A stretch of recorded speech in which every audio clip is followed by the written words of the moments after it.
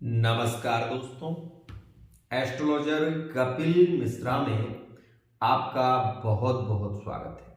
आज हम बात करने वाले हैं विशेष रूप से कि कुंडली के अनुसार, अपनी राशि के अनुसार अपने इष्ट को पहचानिए।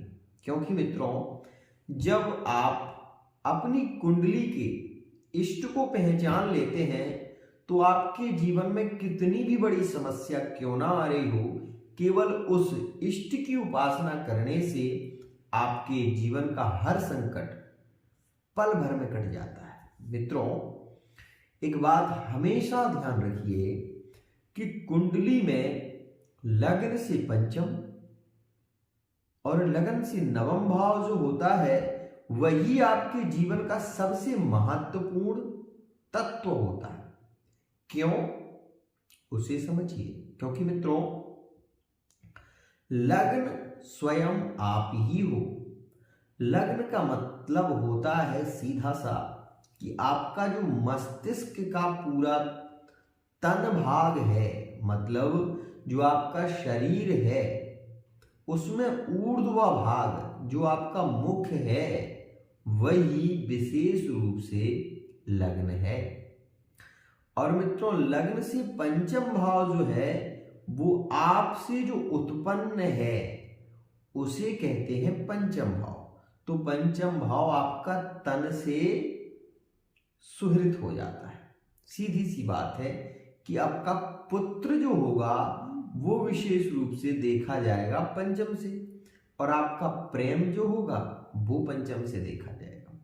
तो मित्रों, विशेष ध्यान रखिए, आप यदि मेष राशि के हैं तो आपके इष्ट होंगे, विशेष ध्यान रखिए, आपके यहां पर इष्ट होंगे सूर्य नारायण। क्योंकि मित्रों, पंचम भाव में जो राशि आएगी वो आएगी सिंह, और सिंह जो राशि है वो विशेष रूप से राशि है सूर्य की, और सूर्य जो है वो राशियों में राजा के स्थान पर नियुक्त है। इसलिए मित्रों, यदि आप सूर्य की उपासना करते हैं तो आपके जीवन में कितना भी बड़ा संकट क्यों ना आ रहा हो, वो संकट शीघ्रता से कट जाएगा। अब आपके मन में ये प्रश्न आ रहा होगा, तो क्या गुरुजी, अगर सिंह राशि वाला जातक हो, मतलब सिंह लग्न हो, तो उसे किसकी उपासना करनी चाहिए?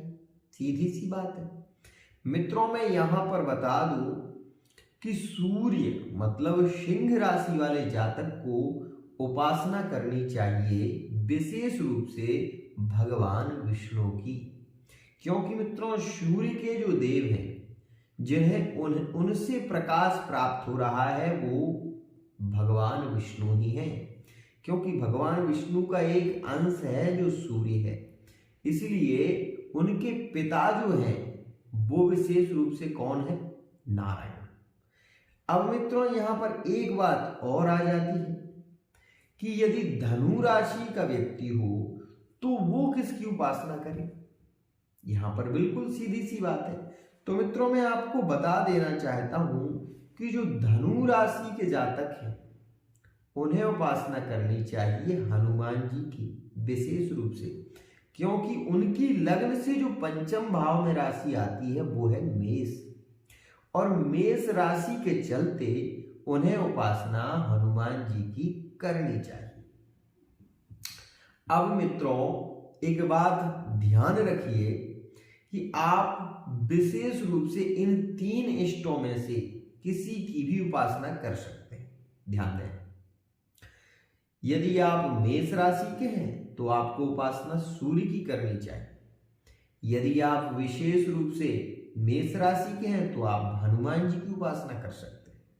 यदि आप मेष राशि के हैं तो आप भगवान विष्णु की उपासना कर सकते हैं। यही आपके इष्ट होंगे, क्योंकि लग्न से पंचम और लग्न से नवम और लग्न, इनके जो स्वामी हैं वही आपके इष्ट होते हैं। इसलिए इन तीन आराध्यों में से आप किसी एक की उपासना कर सकते हैं। तो अभी आपने क्या समझा मित्रों कि यह तीन जो ग्रह हैं, इनके जो स्वामी हैं उनकी उपासना करने से आपके हर संकट में विशेष रूप से आपको लाभ होगा। ये बात समझिए, क्योंकि ये राशि के इष्ट हैं, ये ग्रह हैं जो आपको बहुत ही शीघ्रता से बली बनाते हैं। अब बात कर लेते हैं कि यदि किसी की राशि वृषभ हो तो वो किसकी उपासना करे। तो मित्रों, वृषभ राशि यदि आपकी है तो लग्न आपकी होगी वृषभ की, और वृषभ राशि वाले जातक को मां दुर्गा की उपासना करनी चाहिए विशेष रूप से। और विशेष रूप से मित्रों करनी चाहिए उपासना तो भैरव जी की उपासना कर सकते हैं, क्योंकि वृषभ राशि वाले जातक को भैरव की उपासना और विशेष रूप से वो उपासना करना चाहते हैं तो मां परांबा भगवती की उपासना कर सकते हैं। मित्रों, वृषभ राशि वाले जातक को शनि की उपासना और हनुमान जी की उपासना भी कर सकते हैं, लेकिन विशेष रूप से भैरव और शनि की उपासना करने से वृषभ राशि वाले जातक के जीवन में कितना भी बड़ा संकट क्यों ना आया हो, वो संकट कट जाता है। अब मित्रों हम बात कर लेते हैं, तो क्या वृषभ राशि वाले जातक स्वतंत्र रूप से एक ही स्थिति में होंगे? नहीं मित्रों, वृषभ राशि के स्वामी कौन है? भैरव जी, दुर्गा जी और विशेष रूप से शनिदेव। ये तीन ग्रह इन तीन राशियों के स्वामी होते हैं। इनमें से आप किसी भी इष्ट की उपासना कर सकते हैं। विशेष ध्यान दें, मकर राशि के यदि आप हैं तो शनि की उपासना करें, मकर राशि के यदि आप हैं तो भैरव जी की उपासना करें, मकर राशि के यदि आप हैं तो विशेष रूप से मां दुर्गा की उपासना कर सकते हैं। अब मित्रों हम बात कर लेते हैं कि मिथुन राशि वाले जातक किसकी उपासना करें कि शीघ्रता से लाभ हो। तो मित्रों, मिथुन राशि के यदि आप हैं तो गणेश जी की उपासना आपके लिए लाभकारक है। मिथुन राशि के यदि आप हैं तो विशेष रूप से आप उपासना कर सकते हैं, और उपासना में मित्रों आप शिव की उपासना कर सकते हैं। कन्या राशि के हैं तो मित्रों विशेष ध्यान दें, आप मां काली की उपासना कर सकते हैं। और मित्रों यदि आपकी राशि विशेष रूप से कुंभ है या तुला है, दोनों स्थितियों में यदि आप कुंभ राशि के हैं तो आप शनि की उपासना करें, यदि आप तुला राशि के हैं तो आप विशेष रूप से मां दुर्गा की उपासना करें। यह तो हुआ मित्रों सिद्धांत। अब मित्रों मैं आपको बता दूं वो तीन राशियां और रह गई हैं जिनकी उपासना आपके लिए बहुत ही श्रेष्ठ है। तो मित्रों सबसे पहली स्थिति में यदि आपकी राशि मीन है तो आपको उपासना किसकी करनी चाहिए, यहां पर यह प्रश्न उठता है। तो मित्रों मीन राशि वाले जो भी जातक हैं विशेष रूप से उन्हें उपासना करनी चाहिए, हनुमान जी की उपासना कर सकते हैं। मीन राशि वाले जातक, मीन राशि वाले जातकों को विशेष रूप से भगवान शिव की उपासना, हनुमान जी की उपासना और मित्रों विशेष रूप से चंद्रमा की उपासना, मतलब भगवान शिव की उपासना करने से भी शीघ्रता से लाभ होता है। अब लाभ क्या होगा, इन बाह्य राशियों को तो हमने समझ लिया, लेकिन लाभ क्या होगा तो मैं बता दूं आपको कि यदि आपकी कुंडली में राहु की महादशा चल रही है नीच की, तो आप गणेश जी की उपासना करेंगे, शीघ्रता से आपको लाभ होगा। या फिर किसी की भी महादशा चल रही हो आपकी कुंडली में और आप अपनी राशि के जो इष्ट हैं, जो पंचम नवम के स्वामी हैं, उनकी यदि आप उपासना करते हैं तो शीघ्रता से आपको लाभ होता है लव लाइफ में, मैरिड लाइफ में।